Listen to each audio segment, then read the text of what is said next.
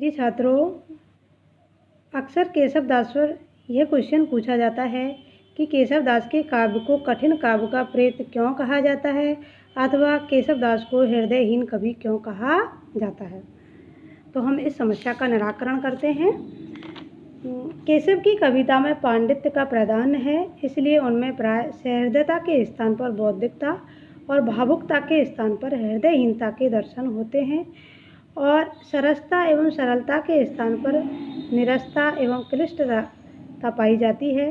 केशव के इस पांडित्य प्रदर्शन को देखकर ही किसी आलोचक ने उन्हें कठिन काव्य का प्रेत कहा। किसी ने कवि को देन ने चाहिए विदाई, पूछो केशव की कविताई, ऐसा कहकर उनके काव्य में जो क्लिष्टता है उनकी ओर संकेत किया है। आचार्य रामचंद्र शुक्ल का तो यहाँ तक कहना है कि केशव को कवि हृदय नहीं मिला था, उनमें वह सहृदयता और भावुकता नहीं थी जो एक कवि में होनी चाहिए थी। वे संस्कृत साहित्य से सामग्री लेकर अपने पांडित्य और रचना कौशल की धाक जमाना चाहते थे।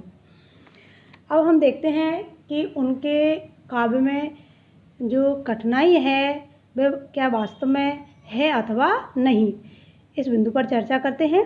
तो उनमें पहला बिंदु है पांडित्य प्रदर्शन की अतिशयता। तो केशव को कठिन काव्य का प्रेत और हृदयहीन कवि इसलिए कहा जाता है कि वे काव्य रचना करते समय उक्ति वैचित्र अलंकारों के चमत्कार प्रदर्शन में उलझे रहें। उन पर आचार्यत्व इतना हावी रहा कि वो जो काव्य की जो सरसता है उसका उन्होंने उल्लंघन किया। शास्त्रीय लक्षणों के आधिक्य से उन्होंने ऐसी शैली अपनाई जिसमें अत्यंत संक्षिप्त भाषा, भारी भरकम शब्दावली और वाग विदग्धता का पुट अधिक रहा। अर्थ ग्रहण की बाधा का उन्होंने किंचित मात्र भी ध्यान नहीं दिया। इस प्रकार की प्रवृत्ति होने से उनका जो काव्य है वह कठिन हो गया है, इसलिए उन्हें कठिन काव्य का प्रेत भी कहा जाता है। आचार्य श्याम सुंदर दास ने उनके बारे में लिखा है कि श्रृंगार के वर्णन में ही पांडित्य प्रदर्शन की रुचि, चमत्कार विधान की प्रेरणा तथा श्रृंगार के नंगे दृश्यों को अंकित करने में आनंद की भावना ने केशव को काव्योचित कल्पना, संयम और धार्मिकता से काम नहीं लेने दिया। तो उक्त कथन के आधार पर स्पष्ट पता चलता है कि केशव की कविता पर जो क्लिष्टता, हृदयहीनता एवं नीरसता से के लांछन लगाए गए हैं, उनका मुख्य कारण उनकी पांडित्य प्रदर्शन की रुचि तथा चमत्कार प्रदान की अधिकता थी। अब दूसरा जो बिंदु है वह अलंकार वैचित्र की अधिकता। केशव की कविता बनी में श्लेष और यमक ऐसे झाड़ जाकर अलंकारों का उन्होंने प्रयोग किया है कि उन्हें देखकर अच्छे अच्छे विद्वानों के हौसले पस्त हो जाते हैं। केशव में अलंकार प्रियता का होना कोई बुरी बात नहीं थी, परंतु उन अलंकारों को अधिक अपनाया जिनमें शब्दों के खिलवाड़ का प्रावधान होता है, जो हृदय की अपेक्षा बुद्धि को खुरच कर अधिक लिखे जाते हैं, जिनमें कृत्रिमता एवं आडंबर की बहुलता होती है। इनमें जैसे कि श्लेष, विरोधाभास, परिसंख्या आदि ऐसे अलंकार हैं जिनके कारण केशव का काव्य कठिन हो गया है। उन स्थलों पर केशव की हृदयहीनता ही दिखलाई देती है। जैसे उदाहरण के लिए भुएं सुर चाप चारु प्रमुद पयोदर। केशव ने अपने पांडित्य प्रदर्शन करने के लिए कालिका एवं वर्षा से संबंधित ऐसे पद लिखे हैं जो लक्ष्यहीन है तथा जिनको तोड़ मरोड़ कर ही कालिका तथा वर्षा के पक्ष में अर्थ लगाया जा सकता है। इसके लिए अच्छे अच्छे विद्वानों को भी घुटने टेकने पड़ते हैं।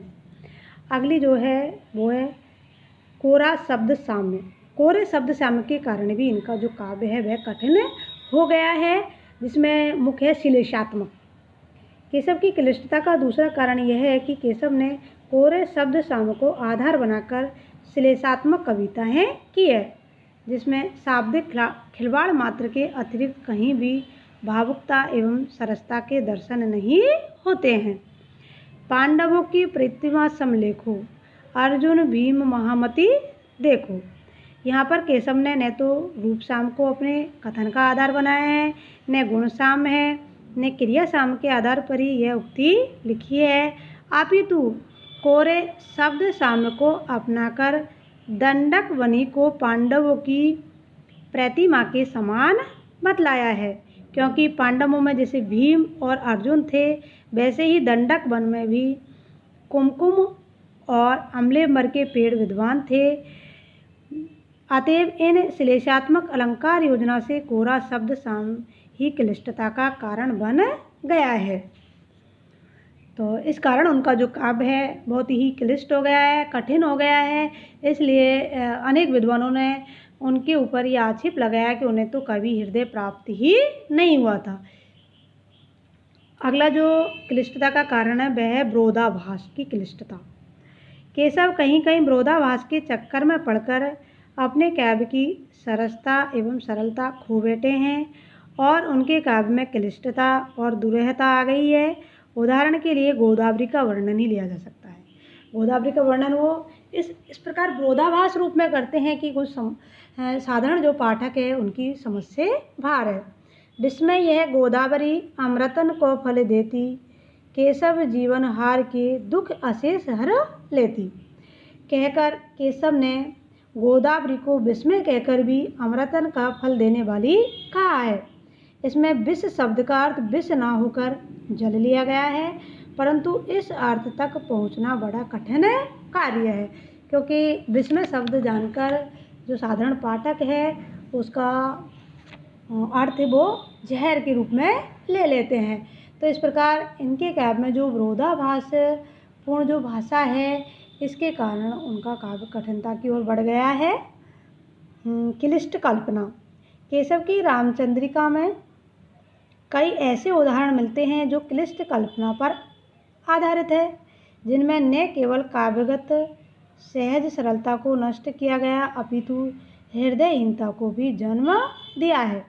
उदाहरण के लिए सरस्वती वंदना के प्रसंग में केशव की ये पंक्ति देखी जा सकती है, जैसे कि मैंने तुम्हें पढ़ाया भी था। सरस्वती वंदना।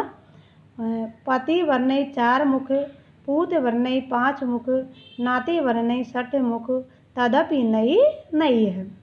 इस पद में सरस्वती के पति ब्रह्मा और पुत्र शिव बतलाए गए हैं, जबकि ये मान्यताएं अप्रचलित है और पौराणिक आस्था के विपरीत भी, क्योंकि ब्रह्मा को शिव का पिता किसी भी पुराण में नहीं बतलाया गया है। यह क्लिष्ट कल्पना केशव के कवित्व पर दोष ही है। इसी प्रकार के अन्य बहुत सारे उदाहरण हैं जो केशव दास की क्लिष्टता की ओर संकेत करते हैं।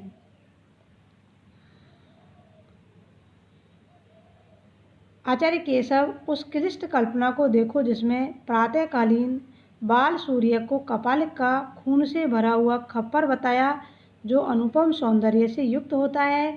इस कल्पना को देखकर तो ऐसा लगता है कि वास्तव में ही उन्हें कभी हृदय नहीं मिला था और यह उनका दुर्भाग्य ही रहा होगा।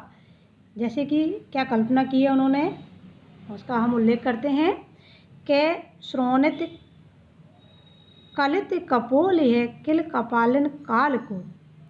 इसी प्रकार हृदयहीन कवि केशव को सूर्य लाल मुख का बंदर भी जान पड़ता है।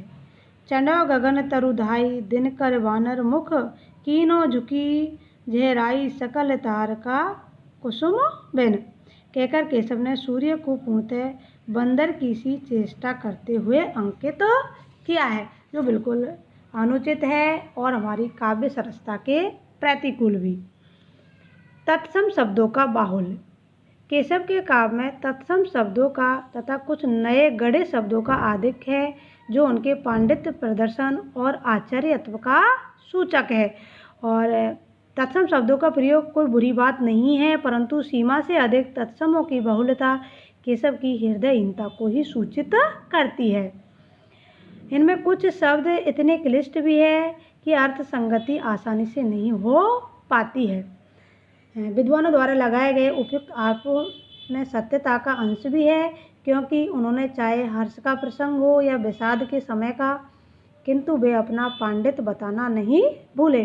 जैसे श्री राम लक्ष्मण और सीता के प्रति वन मार्ग में आने वाले स्त्री पुरुषों की सहानुभूति दिखाना भूलकर संदेह अलंकार की छटा दिखाने में लीन हो गए थे।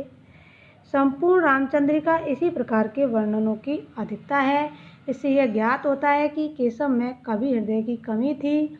इसी प्रकार उनके काव्य को कठिन काव्य की रचना बताने वाला एक अन्य दोहा भी है, जिसमें वो कहते हैं, देखो, खंड परशु को सोविजय सभा मध्य को दंड, मानव शेष अशेष धर धरन हार वरी बंड। इसमें शिव के लिए खंड परशु नाम प्रयुक्त हुआ है, जो उनके सभी नामों में सबसे कम प्रचलित है। शेष अशेष धर में विरोधाभास और यमक अलंकार है, और इनके अतिरिक्त श्री राम को उल्लू की उपमा देकर तो उन्होंने कवि कर्म का दिवाला ही निकाल दिया है। इस प्रकार उनके काव्य को कठिन काव्य का प्रेत और हृदयहीन कहा गया। इन प्रसंगों के कारण ही उन पर यह आरोप लगाया था। अब हम केशव सहृदय कवि के रूप में केशव सहृदय कवि के रूप में कैसे थे, उनकी क्या भावनाएं थी, उनका भी थोड़ा उल्लेख करते हैं।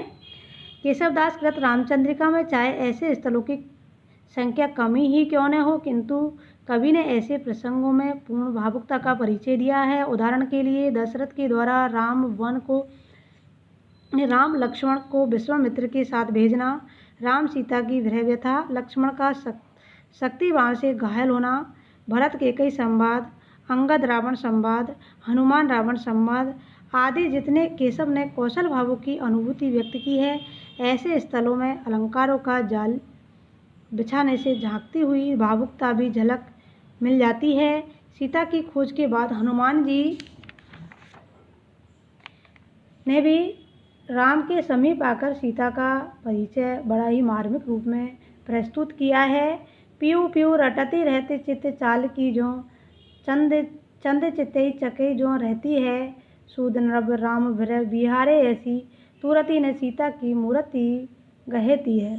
वास्तवता तो यह है कि केशव के काव्य समझने के लिए पांडित्य एवं बौद्धिक व्यायाम की आवश्यकता है, जिसमें ऐसी क्षमता नहीं है। ऐसी बाल बुद्धि के लोग ही केशव की कठिनता पर दोष लगाते हैं, जबकि यह उनकी शैलीगत विशिष्टता है। यह विशिष्टता उनके काव्य में भिन्न भिन्न प्रसंगों में देखी जा सकती है, जैसे बिन नगरी बिन नागरी, प्रतिपद हंसकहीन, डाल झैर शोभित न जय, प्रकट पयोदर मीन। इस छोटे से दोहे में श्लेष और यमक अलंकार का सुंदर चित्रण हुआ है।